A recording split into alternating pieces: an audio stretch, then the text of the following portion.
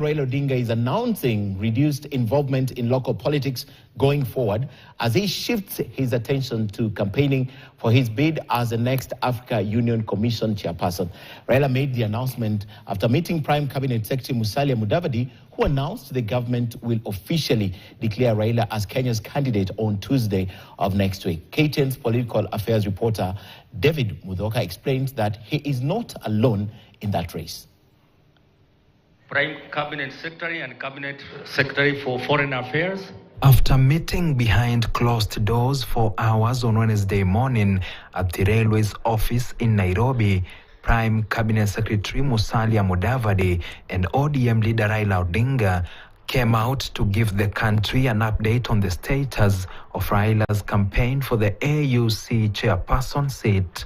Mudavadi announced that President William Ruto will next Tuesday unveil Raila as Kenya's sole candidate in the AUC chairperson election, which will be held in February next year. As a nation, we have always come together to stand behind our own, whether on the tracks, the fields, or on the global stage.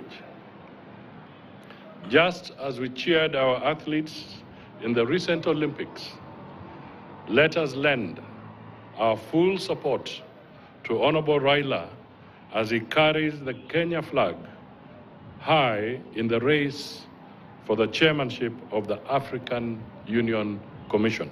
Mudavadi refuted that Kenya has a second candidate in lawyer Dr. Jeffney Orina, who shot to prominence for the first time 2 years ago when he contested for the UDA presidential candidacy against President William Ruto, who was then the deputy president. Any other issues at this point in time are sideshows. We want to be focused on presenting a credible, respected statesman for the AU chair. On his part, Raila said that from now on, he will not be very active in Kenyan politics. I'm not going to be very active in Kenyan politics henceforth, as I continue now to focus my attention on the continental campaign.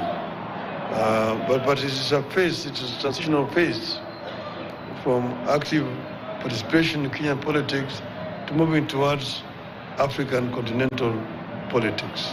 The ODM leader submitted his application to the AUC headquarters in Addis Ababa, Ethiopia, earlier this month and will be facing at least 3 other candidates from Djibouti, Madagascar, and Mauritius. ODM leader Raila Odinga's march to Addis Ababa in Ethiopia will officially begin on Tuesday next week, with Raila set to face off 3 other contestants in the February 2025 AUC contests.